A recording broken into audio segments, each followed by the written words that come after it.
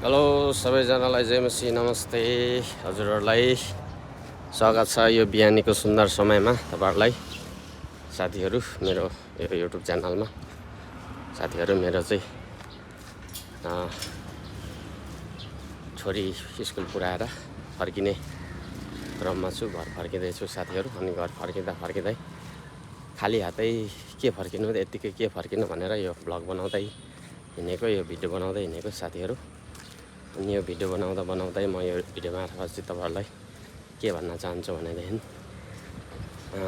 म चाहिँ एउटा मृगौला पीडित किडनी फेल भएको मान्छे हो। अनि यो किडनी चाहिँ कसरी फेल भयो भनेर म तपाईहरुलाई भन्न चाहन्छु। कतिजना लाग्ला मान्छे हेर्दाखेरि त किडनी फेल जस्तो देख्दैन, यङ छ, कसरी चाहिँ किडनी फेल भयो होला भनेर तपाईहरुलाई लाग्छ भनेदेखि तपाईहरुलाई चाहिँ म भन्न चाहन्छु साथीहरू। मलाई चाहिँ अत्याधिक मात्रामा एकदमै बढी प्रेसर आइरहेको थियो। प्रेसर पनि तपाईको 160/260 प्रेसर भएको थियो। अनि त्यही भएको कारणले चाहिँ मेरो प्रेसर चाहिँ हाई भयो। चुप, प्रेसर चाहिँ हाई भयो।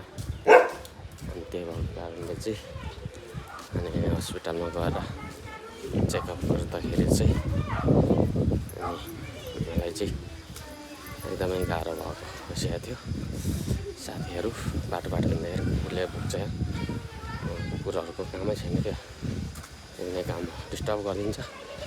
अनि के भन्दै थियो बिर्साइदिइहाल्यो यार साथीहरूले।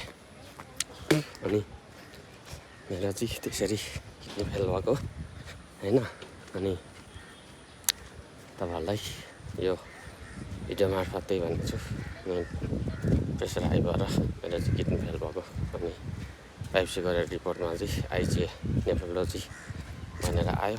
त्यसपछि 1-2 वर्षसम्म औषधि खाएर बस्यो, 1-1.5 वर्ष जस्तो। त्यसपछि अन्तिममा भएन भनेर डायलिसिसै गर्नु पर्यो है साथीहरू। अहिले चाहिँ म पिटी डायलिसिस गरिरहेको छु। मेरो पेटमा चाहिँ क्याटेटर छ है साथीहरू। अनि बाँकी कुराहरू चाहिँ पछि भनौँला सबैलाई। यो चाहिँ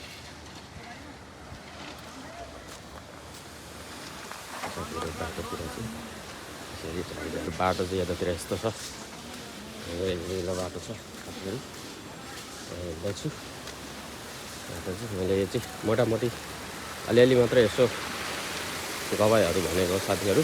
मेरो गवाई, मेरो कुरा धेरै लामो छ, भन्नुपर्ने कुराहरू बिस्तारै तपाईँहरूको माझमा राख्दै जाउँला साथीहरू। कतिजनाले प्रार्थना गर्नुहुन्छ, कतिजनाले सल्लाह सुझावहरू दिनुहुन्छ, मलाई धेरै धन्यवाद गाइजहरू। प्रार्थना गरिदिनु होला ल साथीहरू।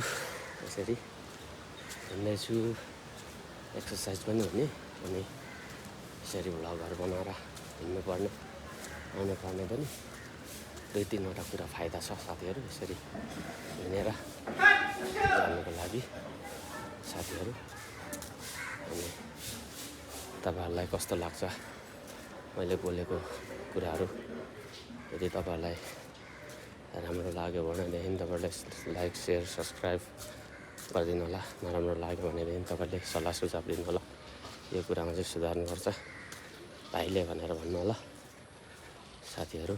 कमेन्टमा गर्नु होला गाइजहरू। थाक्यो यार हिँड्दै। धेरै साह्रो गर्मी पनि छ क्या, अत्याधिक साथीहरू। बाटोहरू जस्तो हिलो छ यार, बर्खाको टाइममा यस्तो हिलो हुन्छ साथीहरू बाटो पनि। साथीहरू कता हिलो कता सुक्खा कता के त्यस्तै हुन्छ साथीहरू। साथीहरू म चाहिँ यहाँनिर आइपुग्यो साथीहरू।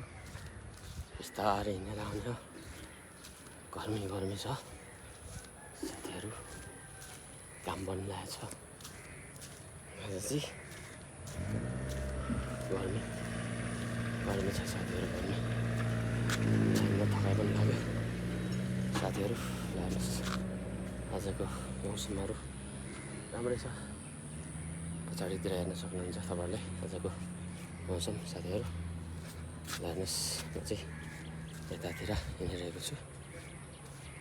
ल साथीहरू म चाहिँ यहाँनिर ओह्रालोमा आइपुग्यो। ओह्रालोमा आएर यहाँ पसल छ हाम्रो सरस्वतीको पसल। पसलमा एकछिन आराम गरेर जाने हो साथीहरू। बिचारै हिँड्दैछु। टाढा पुगेर आफ्नो साथीहरू सरस्वती दिदीको पसलमा आइपुग्न लाग्यो।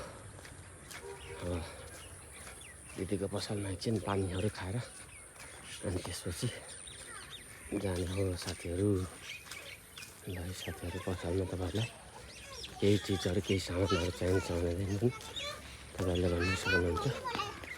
तपाईँहरूले चाहिएको सामानहरू पनि भन्न सक्नुहुन्छ। ल साथीहरू